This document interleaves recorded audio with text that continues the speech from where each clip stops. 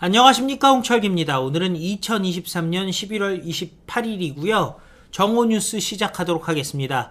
윤석열 대통령이 엑스포 막판 뒤집기를 위해서 마지막 순간까지 각국의 정상들에게 통화를 하고 있는 중이라는 겁니다. 한덕수 총리도 마지막 순간까지 역전에 희망을 놓지 않고 있다는데요. 과연 엑스포 결선에서 대역전극을 벌일 수 있을 것이냐, 여러 가지 얘기가 나오고 있습니다. 관련된 소식 여러분들께 소개해 드리도록 하겠습니다. 윤석열 대통령이 직접 엑스포를 막판 설득하고 있습니다. 간곡히 요청합니다. 투표 직전까지 각국의 정상들과 통화를 하고 있다는데요. 간곡하고 정중하게 요청드립니다.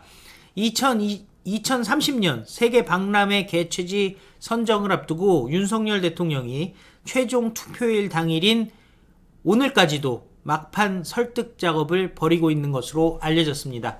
대통령실에 따르면 윤석열 대통령은 지난 26일 영국, 프랑스 순방에서 돌아온 직후부터 엑스포 투표권이 있는 국제 박람회 기구 회원국 정상들과 며칠째 전화 통화를 하면서 부산 지지를 요청하고 있다는데요. BI 총회는 파리에서 열리는데 투표는 현지 시각으로 28일 오후 4시에 시작이 됩니다. 우리 시간으로는 오늘 자정쯤인데요. 대통령실 고위 관계자는 윤석열 대통령은 BI 투표 직전까지 회원국 정상과 통화를 이어갈 예정이라면서 정중하고 간곡히 지지를 요청하며 최선을 다할 계획이다 라고 말했습니다. 윤석열 대통령은 영국과 프랑스 순방 기간에도 틈틈이 시간을 내서 BI 회원국 정상들과 통화를 했다고 하는데요. 대통령실 관계자는 상대국에서 보완을 요청하는 경우도 있어서 어느 나라와 통화를 했는지는 밝힐 수가 없다라는 입장입니다. 윤석열 대통령이 국내에서 전화 외교를 하고 있다면 BI 총리가 열리는 파리에서는 한덕수 국무총리가 부산 유치전을 이끌고 있습니다. 한덕수 총리는 기자간담회에서 최후의 끝이 났다는 종이 울릴 때까지 정부와 민간이 함께 최선을 다해 노력하겠다면서 윤석열 대통령이 경기 종료 휘슬이 울릴 때까지 최선을 다해 달라는 당부를 전했다라고 밝혔습니다. 한덕수 총리도 현지에서 현장 외교전뿐만 아니라 늦은 밤까지 BI 회원국 정상급 인사들과 통화하며 지지를 요청하고 있다는데요.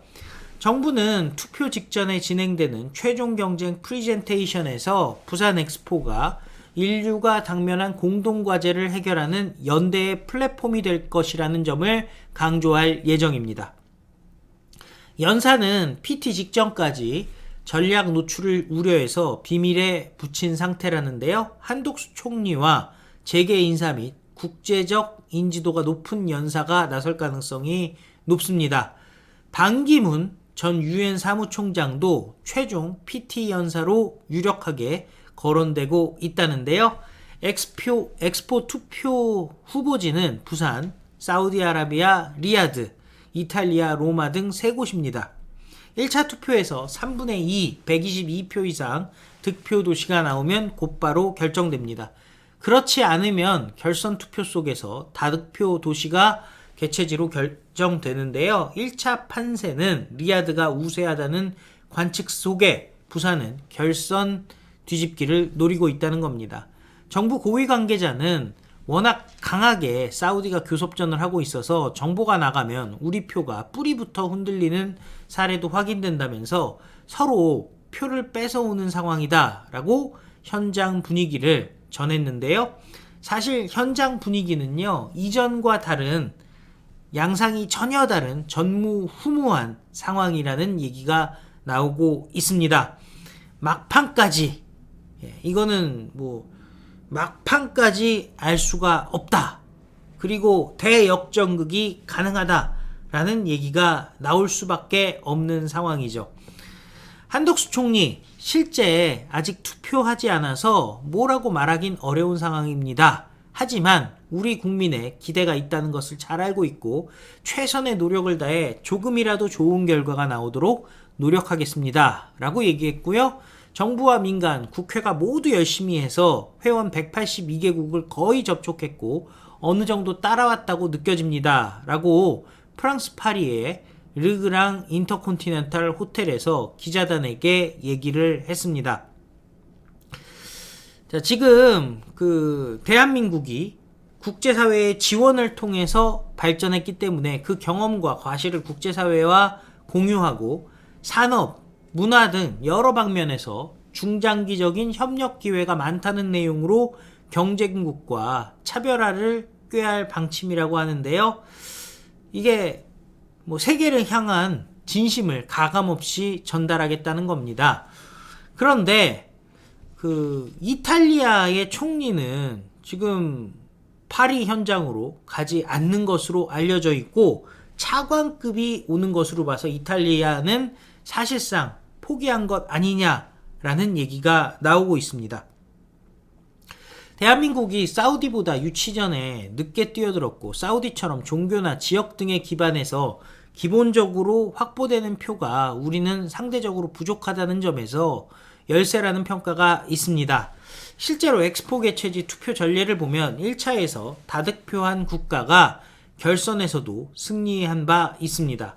하지만 전례를 뒤집고 한국이 2차 투표에서 사우디를 이기면 그야말로 새로운 역사를 쓰는 대역전극이 됩니다.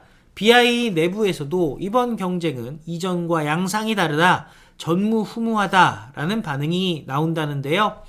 유치 활동에 정통한 정부 고위 관계자들은 민관이 함께 거의 모든 회원국을 일일이 접촉하며 마지막 순간까지 정성과 집중을 다해 진정성 있게 설득해온 만큼 결선에서 사우디를 역전할 수 있다고 입을 모으고 있습니다.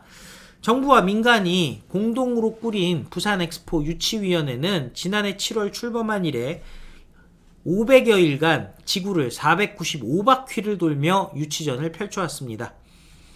한덕수 총리는 정부와 민간이 같이 했다는 점이 가장 크다면서 같이 안 했으면 회원국 전부를 접촉도 못했을 텐데 기업이 함께 해줘서 가능했다면서 외교적으로 새로이 네트워크가 생기는 등 배운 것도 있고 기업에도 사업면에서 기회가 되었다라고 소회를 밝혔습니다. 그리고 한덕수 총리는 마지막 순간까지 기자들과 헤어진 후에도 부산 지지를 요청하는 전화통화를 이어갔다고 합니다. 한마디로 국내에서 윤석열 대통령이 해외에서 한덕수 총리가 마지막 순간까지 한 표라도 더 끌어모으기 위해 설득전을 펼친다는 건데요. 모든 정성을 쏟아붓고 있다는 겁니다. 자, 정성을 다해 부산 엑스포를 위해 윤석열 대통령, 한덕수 총리, 기자, 기업들 모두가 하나가 돼서 움직이고 있습니다. 승패는 중요한 게 아닐지 모릅니다. 중요한 것은 우리가 그만큼 열망을 했다는 것이고요. 그만큼 노력을 했다는 것이고 그렇기에 우리가 대역전극 일원에서 부산에 엑스포를 유치해서 부산을 변화시키고 또 대한민국을 업그레이드하는 기회가 될 수 있었으면 좋겠습니다. 시청해주셔서 감사드리고 또 필요한 뉴스 여러분들께 다시 찾아뵙도록 하겠습니다. 다 같이 외치겠습니다. 부산 엑스포 유치합니다. 감사합니다. 안녕히 계십시오. 구독과 좋아요 부탁드립니다. 감사합니다.